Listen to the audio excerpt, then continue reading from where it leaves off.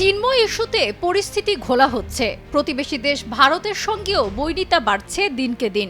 আগরতলায় বাংলাদেশের উপ হাইকমিশনে হামলার পর এই পরিস্থিতি যখন নাজুক হচ্ছে, তখন পশ্চিমবঙ্গের মুখ্যমন্ত্রী মমতা বন্দ্যোপাধ্যায়ও সংখ্যালঘুদের ওপর নির্যাতনের অভিযোগ করে বাংলাদেশের জাতিসংঘের শান্তিসেনা পাঠানোর কথা জানিয়েছেন। তখন একই ইস্যু উঠে আসলো মার্কিন পররাষ্ট্র দপ্তরের প্রেস ব্রিফিংয়ে।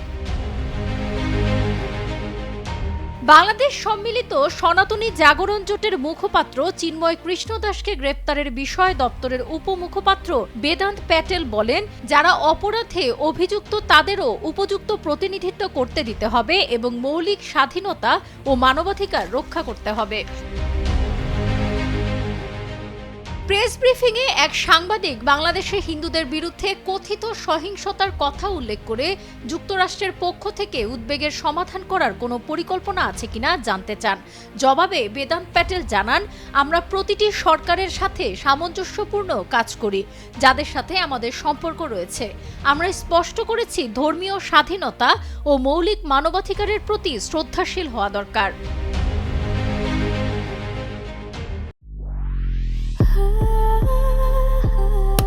Walton switch, stylish and elegant. তিনি আরও জানান, যে কোনো প্রতিবাদ শান্তিপূর্ণ হওয়া উচিত এবং যে কোনো ক্র্যাকডাউন, এমনকি শুধু ক্র্যাকডাউন নয়, যে কোনো সরকারের আইনের শাসনকে সম্মান করতে হবে।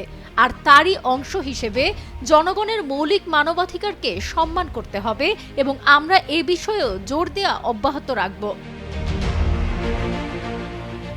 রাষ্ট্রদ্রোহ সহ একাধিক মামলায় 25শে নভেম্বর ঢাকা থেকে চট্টগ্রাম যাওয়ার সময় হযরত শাহজালাল আন্তর্জাতিক বিমানবন্দর থেকে ইসকনের সাবেক সংগঠক চিন্ময় কৃষ্ণ দাসকে গ্রেপ্তার করে পুলিশের বিশেষায়িত গোয়েন্দা শাখা। বাংলাদেশ সনাতন জাগরণ মঞ্চ গত 25শে অক্টোবর চট্টগ্রামে সমাবেশ করে।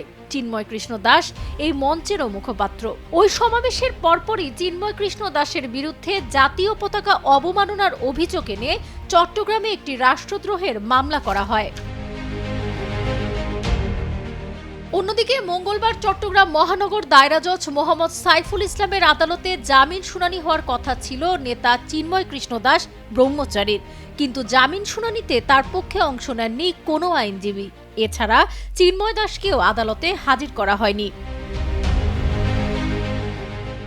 একই সঙ্গে রাষ্ট্রপক্ষের আইনজীবীদের আবেদনের পরিপ্রেক্ষিতে তার জামিন শুনানি 1 মাস পিছিয়ে আগামী 2রা জানুয়ারি জামিন শুনানির দিন ধার্য করা হয়। সাবরিনা কাজী, কালের কণ্ঠ।